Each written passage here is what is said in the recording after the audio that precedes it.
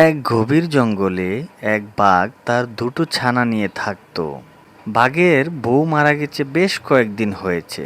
তখন থেকে বাঘ সন্তানদেরকে লালন পালন করে, আর এভাবেই তাদের জীবনযাপন চলে। তাহলে সবাই গল্পটি শুনুন। আর প্রিয় বন্ধু, আমার চ্যানেলটি সাবস্ক্রাইব করবেন।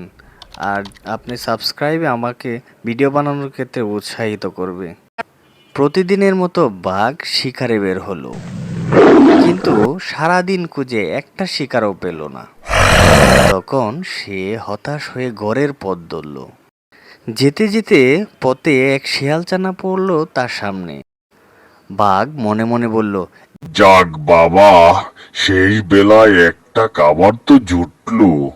আমার বাচ্চারা তো মজা করে খেতে পারবে। আমার ছানারা আর ক্ষুধার্ত থাকবে না। ছানাগুলোও খুব খুশি হবে। আর এইটুক বাচ্চা আমি কিভাবে খাবো? তাতে তো আমার পেট ভরবে না।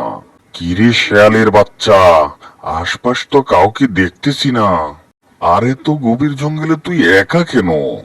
বাঘ মামা, আমার মা বাবা কেউ নেই, সকলকে কে জানি মেরে ফেলেছে। আমি কোনো মতো খেয়ে বেঁচে আছি বাঘ মামা।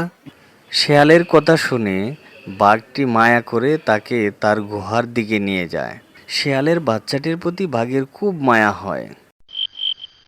বাঘটি শেয়ালের বাচ্চাটিকে তার দুই ছানার সামনে ছেড়ে দেয়, কিন্তু বাবা বাঘটি তাদের দিকে চিন্তিত মুখে তাকিয়ে থাকে। বাঘের মনে সবসময় একটা ভয় কাজ করতেছে। সে মনে মনে ভাবলো যে আমার ছানারা শেয়ালের কোনো ক্ষতি করবে না তো। হে আমার সন্তান, আজ থেকে সেও তোমার একজন বোন। তোমরা দুজনে একসাথে থাকবে, একসাথে খেলবে। শেয়ালচানা আর বাঘচানা একসাথেই ঘোরাঘুরি করত, একসাথে খেলাধুলা করত, আর এভাবেই তারা সব সময় একসাথে থাকতো এবং তারা সময় কাটাতো।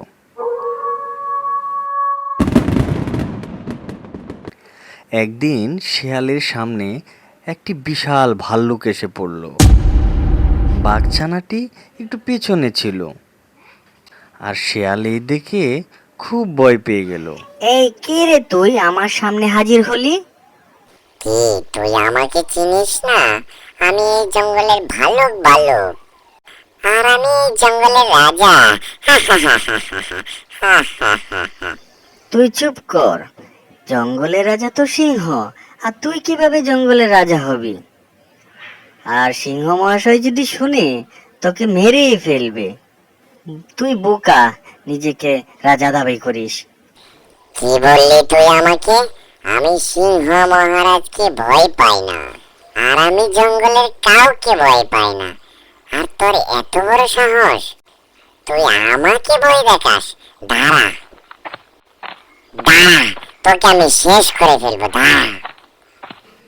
শিয়াল ভয়ে তার ভাইয়ের কাছে দৌড়ে পালিয়ে আসে নিজেকে রক্ষা করার জন্য। আর শিয়ালের দৌড় দেখে বাঘ ও তার সাথে অন্যান্য বাঘ ছিল, তারা সকলেই হাসছিল।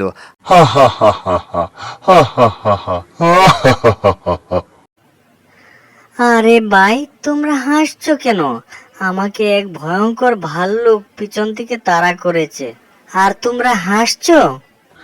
দেখো, তুমি আর ভয় পেও না।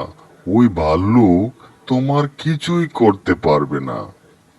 আমাদের দেখলে এমনিতে সে পালিয়ে যাবে। হা হা হা হা হা হা হা হা।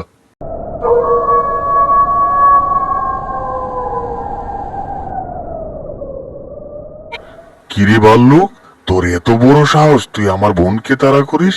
দাঁড়া, তোর খবর আছে, দাঁড়া। না, এখানে থাকা যাবে না। দেখতেছি তিনটা বাঘ, আমি পালিয়ে যাই। তখন বাঘগুলো সেই ভাল্লুককে তাড়া করে, আর ভাল্লুকটি পালিয়ে যায়। বাবা বাঘ আর ছেলে বাঘ আর শিয়াল গুহার সামনে, এবং বাঘ তার দিনের ঘটনা বাবার কাছে খুলে বলল। বাবা, আমার বোন কেন এত ভীতু স্বভাবের? আমার তো অনেক সাহস বাবা। মানে কি হয়েছে বাবা? আমাকে সব খুলে বলো, তোমার বোন কি এমন কাজ করেছে? আমাকে এখনই খুলে বলো তো। মানে, আজকে এক ভাল্লুক তার সামনে পড়েছিল, আর আমার বোন দৌড়ে পালিয়ে আমাদের কাছে চলে আসলো। আর যখন আমরা ভাল্লুককে তাড়া করলাম, তখন ভাল্লুকটি পালালো এবং সেও দৌড়ে পালালো। সে এত ভীতু কেন বাবা, বলো? এবার বুঝলাম। তোমরা এত উতলা হয়ো না, তোমরা থামো। যাও, তোমরা ভিতরে যাও, আমি তার সাথে কথা বলবো। না বাবা, এসব ঠিক না। ওরা দুজন আমাকে অসহায় অবস্থা দেখে হাসি ঠাট্টা করেছিল, হাসাহাসি করছিল। তারা কি আমার সাথে এরকম করতে পারে? বলো বাবা, আমি খুব কষ্ট পেয়েছি বাবা। তারা কেন আমার সাথে এরকমটা করলো?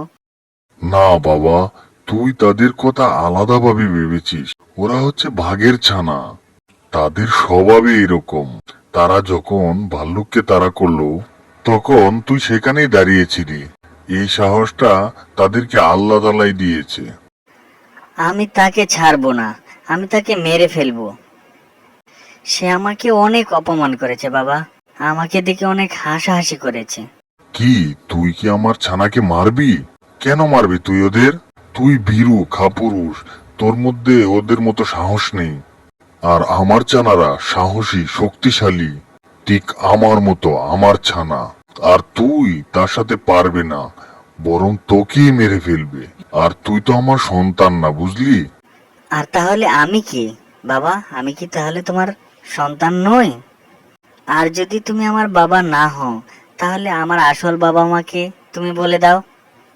বাঘ তখন শিয়ালকে সমস্ত হিস্ট্রি বলে তাকে কখন কোথা থেকে কুড়িয়ে পেয়েছে সব কিছু বলতে লাগলো।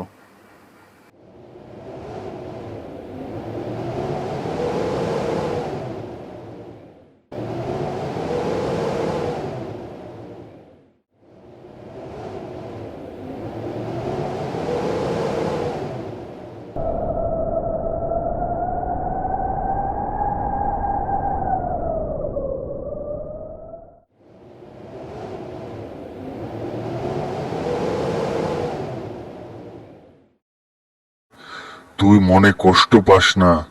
আজ যেহেতু তোর আসল পরিচয় পেয়ে গেছিস, তাই তুই আজ চলে যা, নয়তো আমার ছেলে তোকে মেরে ফেলতে পারে। তুই চলে যা, যা যা যা, তুই চলে যা। তখন শিয়াল মন খারাপ করে তখন আস্তে আস্তে সে তার কাছ থেকে চলে যায়।